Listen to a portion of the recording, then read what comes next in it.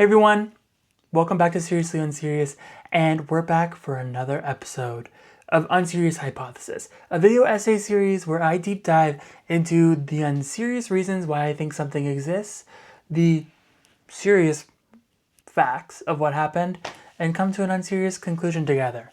Before we dive into this video, I just want to say, hey, thanks for watching. I'm Caleb. I'm a goofy little internet clown that makes video essays and essays just like this. I send out a newsletter every week. If you want access to the video essay before it drops on YouTube, if you want to see my script while I'm writing it, make sure you sign up for my newsletter. It's going to get you full access to the syllabus for this content, the curriculum for this content, and the written version of this content week by week as it comes out, and then a full landing page with all that details for free after the video comes out. If that sounds fun to you, link in the description, but back to the video.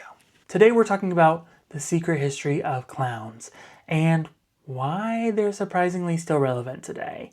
This all started a couple months ago when I decided to do a photo shoot for my first zine as a clown, just to kind of embody what I've always felt like.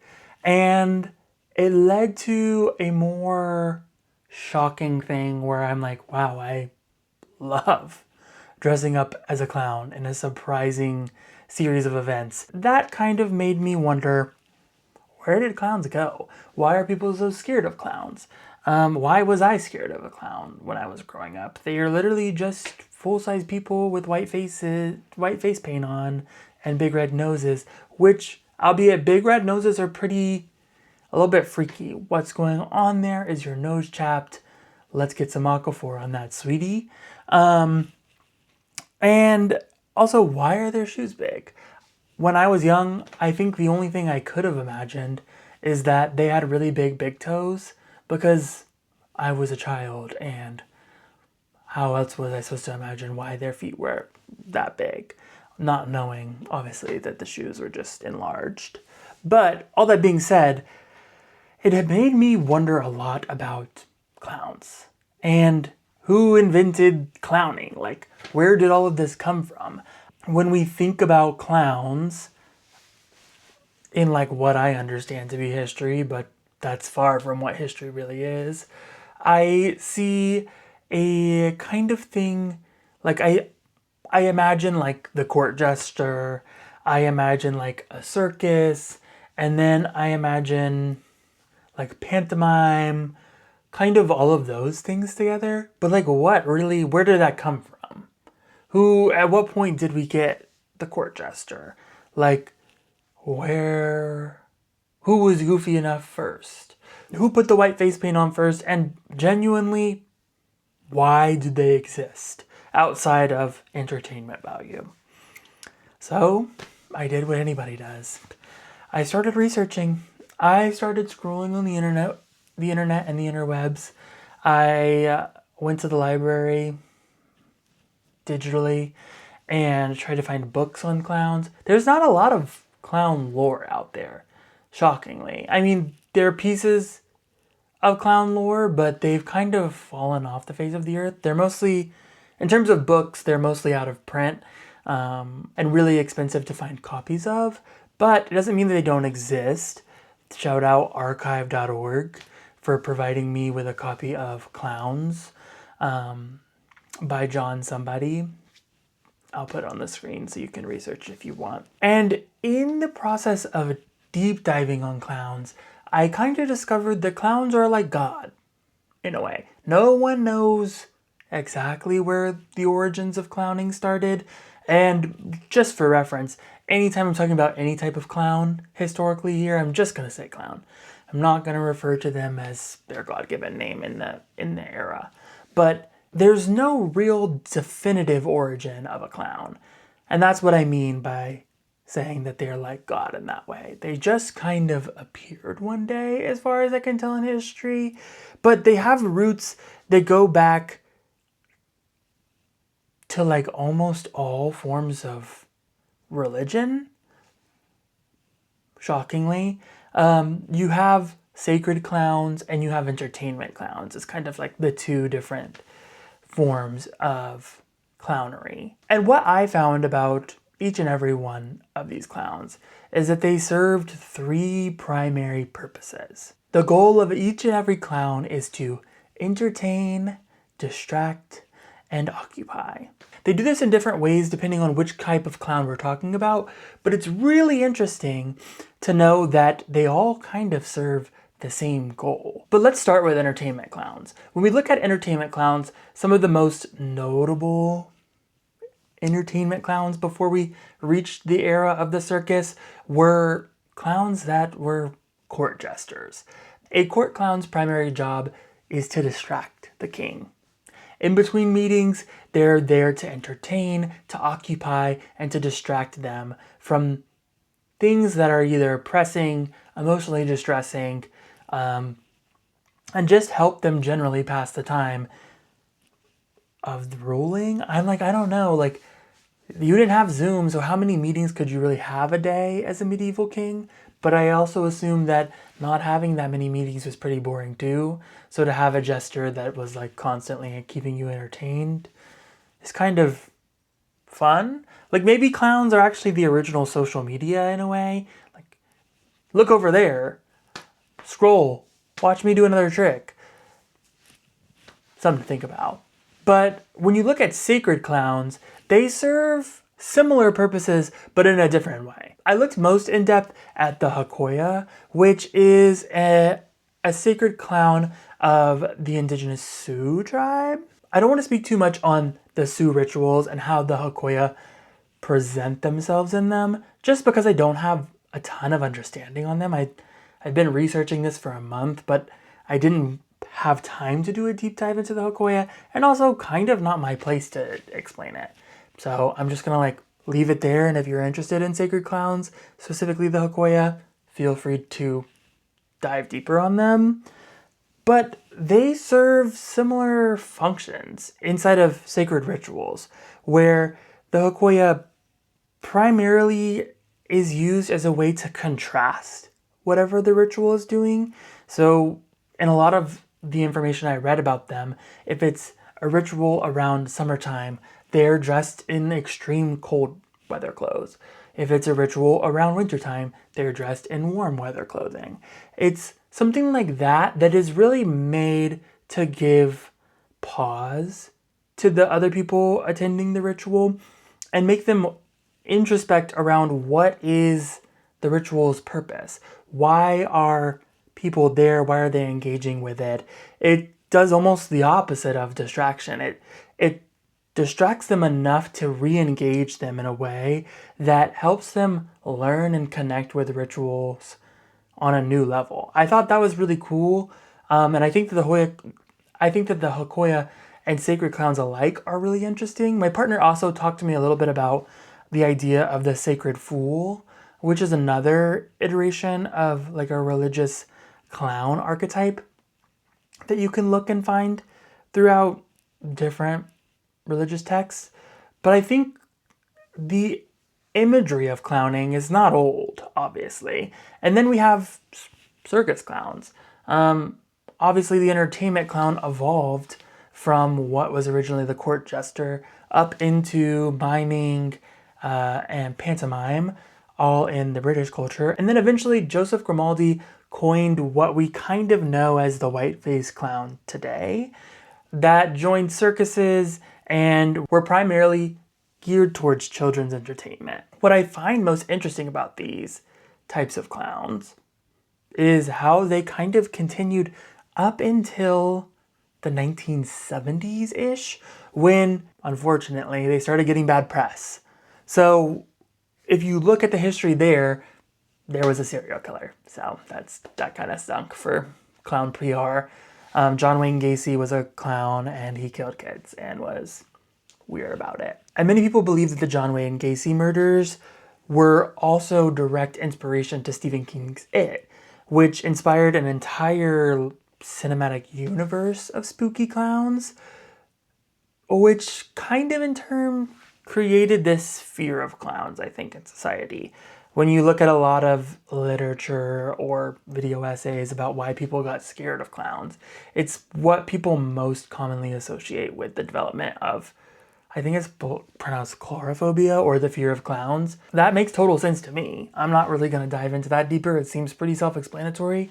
But what you need to know about this is that as the fear of clowns increased and technology increased, circuses kind of decreased. Also animal rights. And it can't be cheap to haul around an elephant and a lion and a tiger and a bear. And it can't be fun to like run away from those things at the circus. I don't know. Those are my loose memories of the circus. But clowning kind of lost steam with those things. They had an entire TV program that was one of the most popular children's TV programs at the time called Bozo the Clown. It was like a daytime TV show for kids that was just following this clown Bozo. And it was syndicated across most of the US as like the largest daytime TV for kids ever. And then they started hiring different Bozos. Then obviously we have Ronald McDonald, who was really big, up and coming clown. But they killed off the Ronald McDonald clown program with the 2016 clowns that were going around killing people. So clowns kind of don't exist anymore, I guess. That's kind of the history of clowns, where they came from, where they went. But then I started wondering a little bit further. I started asking a little bit more questions of maybe clowns in their original fashion are gone. But where did they go? The purpose of clowning still exists. There's clowns all around us. I mean, the circus is basically a reenactment of life. It's a modern day story of the life that we live. When you're at work, you have your work clown. You have your manager, the ringleader. When you're at the gay bar, you got the gay bar clowns, and you got the bearded ladies. Like, they have a little bit of everything inside circus storytelling that can relate to real life. So I can't believe that clowns have gone too far, because really clowns are just an archetype of a character that we tell today, whose primary mode of function is to entertain, distract, and occupy. So when we think about clowns in those three functions, we can start to see a little bit of a resemblance of what clowns have evolved to become today. And I'll dive a little bit deeper, because I started thinking men in makeup, that sounds just like a drag queen to me. As a gay male, are drag queens just clown? The answer is no. Drag queens are not just clowns, even if they are a little bit clownish, but there are drag clowns. Wake it up. There was a few pieces of literature I tried to read about this. They were all paywalled, so I couldn't read it. But I still have come to the same conclusion that there is such a subcategory of clowning as drag clownery.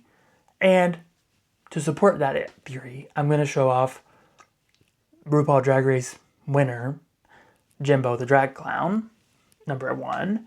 And then there's a few social media clowns that have started doing drag, or that are doing drag on social media. Tilly the Clown is one. They are a drag queen. And then Big Top, or Loki, is a social media influencer who is fully in clown face almost all the time, and just started also doing drag. So when we think about clowning, think about drag queens. Distract, entertain, occupy. They don't all serve the same functions, but they are all doing the same thing. They're all distracting from current reality, entertaining you while also speaking about it, and occupying your time. Which leads me to my next point, which also kind of circles back to an earlier point that I made about clowns being kind of the original social media. Because now that I think about it, if that's the primary function of a clown, then what are social media influencers, if not clowns without paint? Clowns without big red noses. Oh my god, I just remembered the World Red Nose Day that they used to make the One Direction kids do.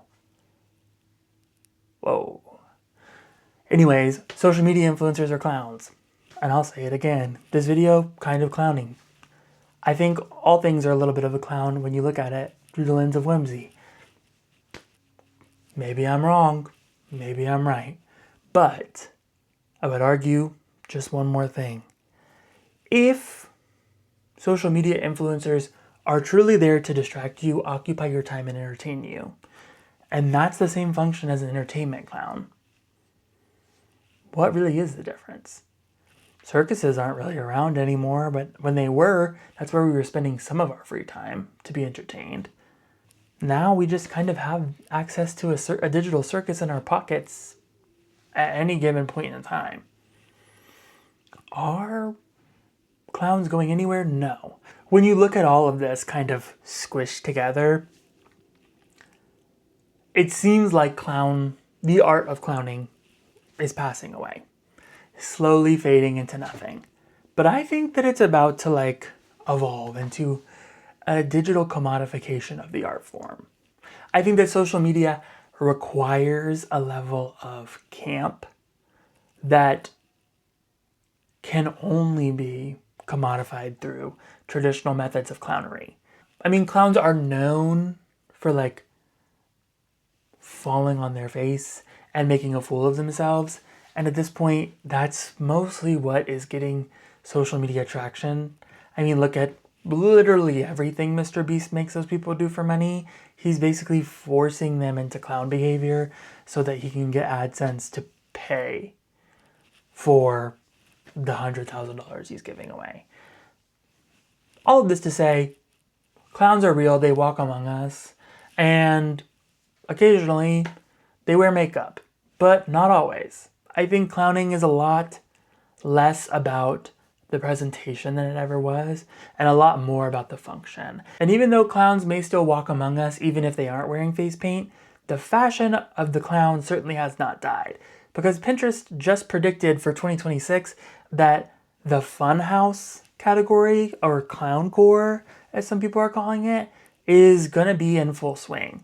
Pattern mixing, big stripes, big collars, it's back, baby. The big top vibe is here to stay. So maybe clowns were ahead of their time. Maybe they weren't. But I think we should all embrace life with a little more whimsy and a little more buffoonery, just like a clown has always taught us. Personally, I've been playing with painting my face like a clown for a couple months now. It's very fun. I don't often post about it, but when I do, it's probably because I took photos as a clown for one of the magazines that I'm making. And I also want to take a moment to talk about the website that I made for this. If you're interested in all the resources that I used to create this video essay and to write the actual essay that I based this video essay off of, feel free to check the link in the bio and sign up for my newsletter. When you sign up right now, you're going to go ahead and get access to an entire website that's dedicated to the full essay about clowns, where they came from, where they're going, and what I think about it, plus the syllabus content, plus curriculum that I developed to help you lean into the clowning a little bit. Be a little more clown for at least a month. It's just a 4-week curriculum of if you want to paint your face and get out of your comfort zone, do this. You don't have to do it, but I'm going to do video essays like this once a month, every month, with a landing page and curriculum attached to it, probably for the whole year. And if you guys like it, I love it. So thanks so much for watching. If you have any ideas or if you want to do clown makeup or whatever, let me know in the comments. If you like this video and you thought it was interesting, give it a thumbs up. And if you are watching and you aren't subscribed and you want more video essays about goofy stuff, follow along. I'm talking about current culture and how it intersects with the goofy goobers out there. All right?